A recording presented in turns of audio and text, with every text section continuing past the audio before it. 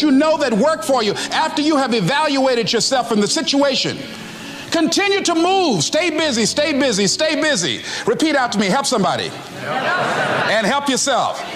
Because what you give is what you get.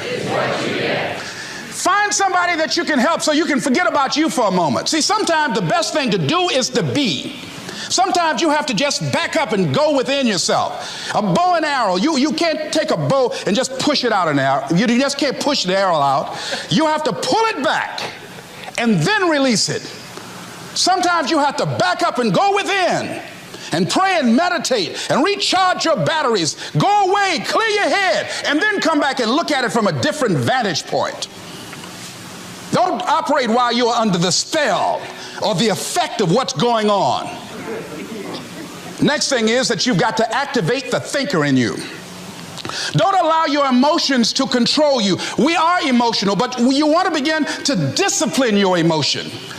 If you don't discipline and contain your emotions, they will use you. Your mind goes on automatic, just like a guard. You know, I loved reading the book called As a Man Thinketh by James Allen. He uses the analogy of the mind being like a garden. You know, weeds don't have to have any encouragement to grow. You don't have to water them. They don't have to get sunshine. They don't have to have fertile ground. They will grow through the cracks of a sidewalk. Am I right? But if you want to grow orchids or roses or any kind of exotic flowers, there are special processes and procedures you must go through.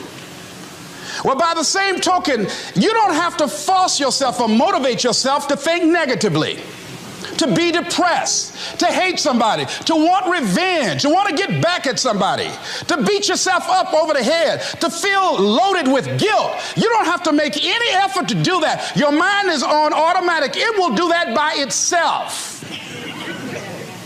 But if you want to begin to move into your own personal greatness, if you want to begin to really enjoy a happy, successful, healthy life, you've got to be willing to go against the tide. You've got to be willing to harness your will and say, in spite of this, I'm in control here. I'm not going to let this get me down. I'm not going to let this destroy me. I'm coming back. And I'll be stronger and better because of it. You have got to make a declaration that this is what you stand for. You're standing up for your dreams. You're standing up for peace of mind. You're standing up for health. You want it, and you're going to go all out to have it. It's not going to be easy. When you want to change, it's not easy. If it were in fact easy, everybody would do it. But if you're serious, you'll go all out. So yes, I'm going to turn this situation around. I'm not going to sit back and moan and cry over what happened and what went wrong and who did what. I'm going to do something about this situation.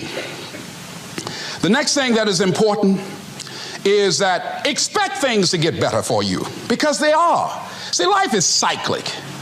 You're not, whatever experience you're having right now, it has not come to stay. It has come to pass.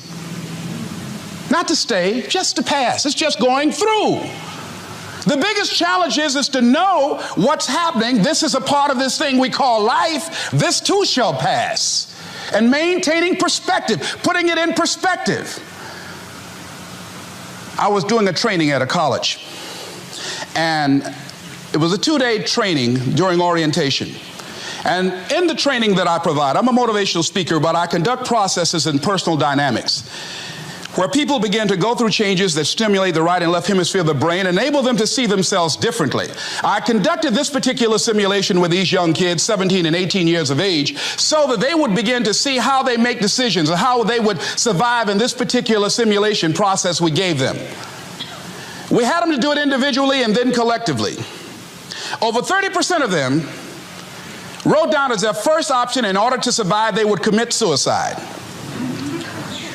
First thing they wrote down. Suicide among young people has increased 300%. Over 5,000 will successfully take their lives this year. Why? Why did they do that? I said, I was so shocked. I said, what do you mean? Well, at least we would not suffer. And then they had the nerve to write down all of the other things they were going to do after they committed suicide. listen, Kadumbo. No, when you come up with a permanent solution for a temporary problem, that's it. Game's over. That's it. You're not going to do anything. Anybody wrote suicide at the top, you can put your pencil down. See, a lot of us, because of our limited vision of ourselves, a lot of us who begin to focus on problems and enable them to overwhelm us, we begin to think that we have no options. We begin to believe that there's no way out. Repeat after me, there's always a way. Where there's a will, there's a way. Shake somebody's hand on your right and left and say, I'm unstoppable.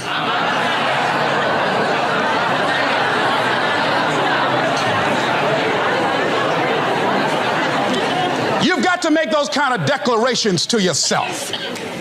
I'm unstoppable. This will not get me down.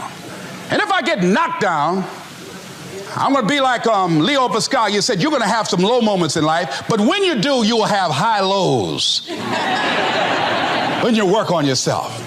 What are some of those things that you can do during this period of time? Go for walks. Do some things for you. Just go for a stroll so you can engage in some reflective thinking on life, on yourself, looking and enjoying the universe, smelling the roses along the way.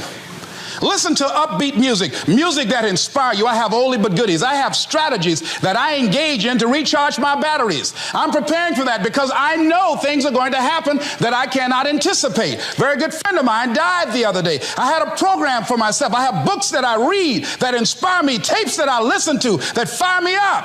Because you're going to have sometimes low moments when you won't want to get out of bed. You just want to stay there. At times you won't want to come out the house.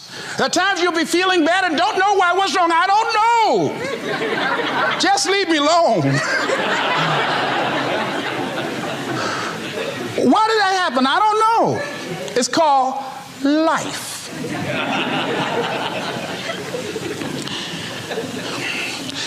The other thing is take full responsibility for your life. Accept where you are and the responsibility that you're going to take yourself where you want to go. Someone said we have two primary choices in life. We can either accept conditions as they exist, or we can take the responsibility to change them. See, a lot of people want to exempt themselves from taking responsibility. All they want to do is talk about the problem. Every time you see them, they'll tell you their story over and over and over and over again. No. You want to take responsibility for your life. I got me here, I can get me out of this. And I'm getting out. I'm not going to be a volunteer victim. George Bernard Shaw said there are two kinds of people in life. You know, he said those that make things happen, those that watch things happen, and those that don't know what happened. And he said the people that get along in this life look around for the circumstances that they want, and if they can't find them, they make them. They create them. So part of beginning to get unstuck, you've got to decide that the behavior pattern that you have adopted doesn't work for you. You've got to change your strategies, and changing your strategy means reinventing your life.